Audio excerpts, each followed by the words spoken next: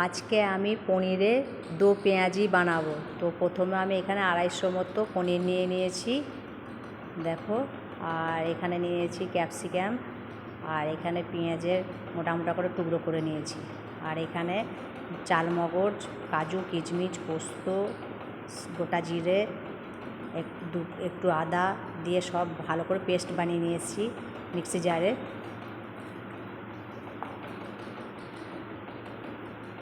আর আমি তারপরে এখানে একটা কড়াই বসিয়েছি, কড়াইয়ের মধ্যে আমি সাদা তেল নিয়ে নিয়েছি।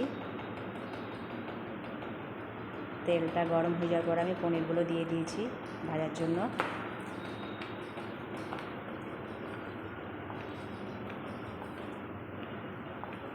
পনিরগুলো আমি লাল লাল করে ভেজে নিয়েছি, কিন্তু আজকে আমার একটু বেশি ভাজা হয়ে গেছে,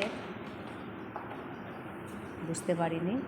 তো পনিরগুলো আমি ভেজে তুলে নিয়েছি। তারপরে ওই কড়াইয়ের মধ্যেই আমি গোটা জিরে ফোড়ন দিয়েছি, আর একটু গাওয়া ঘি দিয়ে দিলাম অল্প একটু।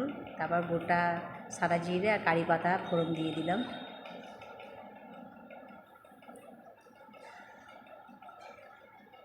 দেওয়ার পরে পেঁয়াজগুলো দিয়ে দিলাম, যেগুলো মোটা মোটা করে কেটে রেখেছিলাম।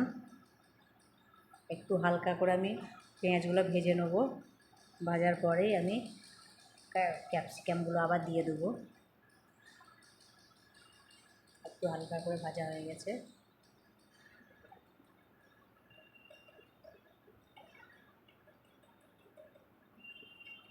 তারপর ক্যাপসিকাম দিলাম। তোমরা দু পেঁয়াজি কীভাবে রান্না করো তোমরা অবশ্যই একটু কমেন্ট করে জানাবে। আমি এটা নিজে থেকেই, নিজের মন থেকে এরকমভাবেই দু পেঁয়াজি রান্না করলাম। তারপরে বেটে রাখা মশলাগুলো আমি দিয়ে দিলাম, পেস্টটা। এখানে আমি হলুদ ব্যবহার করব না, যেহেতু দু পেঁয়াজি আর কাজু পোস্ত সব দেওয়া আছে বলে আমি এখানে হলুদটা ব্যবহার করছি না। এখানে লঙ্কা গুঁড়ো দিলাম,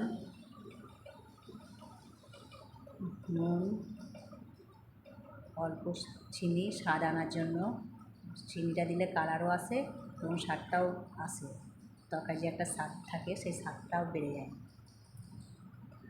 তো আমি এইভাবে মশলাগুলো কষিয়ে নিলাম। কষিয়ে নেওয়ার পরে আমি জল দিয়ে দিলাম। জলটা দিলাম, দিয়ে এবার আমি পনিরগুলো দিয়ে দেবো। এটা খুব মাখা মাখা হবে, খুব জল হবে না, ঝোল হবে না, একটু মাখা মাখা হবে। এটা তুমি পরোটা, লুচি, রুটি, ফ্রাইড রাইস সব দিয়েই খেতে পারবে, সাদা ভাত। তো আমার মেয়ে পনির প্রচণ্ড ভালোবাসে, তার জন্য মেয়ের জন্য পনিরটা আমি সবসময় মাঝে মাঝে করে থাকি।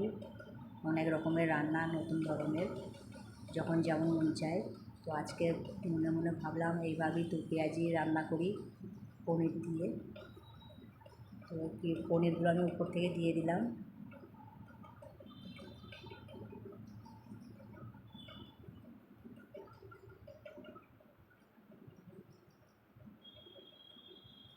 আমি নুনটা একটু কম হয়েছিল বলে আবার একটু দিয়েছি। দেখো আমার দু পেঁয়াজি রান্না কমপ্লিট একদম। আমি হলুদ দিইনি, কিন্তু কালারটা দেখো মনে হচ্ছে হলুদ দিয়েছি, কালারটা চলে এসছে। তোমরা তো দেখলে আমি রান্নাটাই হলুদ দিইনি।